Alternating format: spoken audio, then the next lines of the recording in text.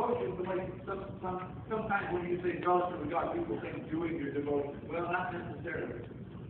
You get that little check mark on the scripture reading.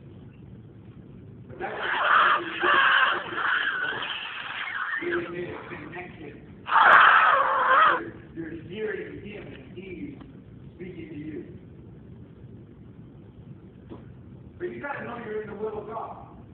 You know, one of the reasons that I was and am so confident about the Lord doing a great work in this church is because I know it's the will of God. I'm not guessing. I didn't go to some church planting seminar somewhere and get all fired up. Hey, I'm going to do this. I'm going to do this. You go to read this book and get fired up about that, read that book, and then they go to another seminar and get all fired up about that, and end up doing about nothing. Because they're starting a lot of things that they get jazzed about. No. But I was there, the Lord spoke to me. Said, I want you to start service this year, and told me what He was going to do. And I'm in the will of God. When you're in the will of God, it brings confidence.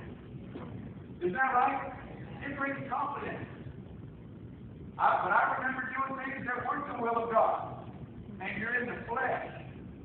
Oh, there's no confidence there. There's no, especially for somebody that knows that you can't do it without God. Jesus said, without me, you can do nothing. But being in the will of God.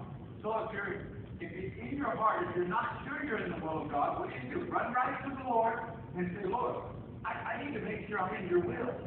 Am I doing your will? That's why Jesus said to pray, your will be done.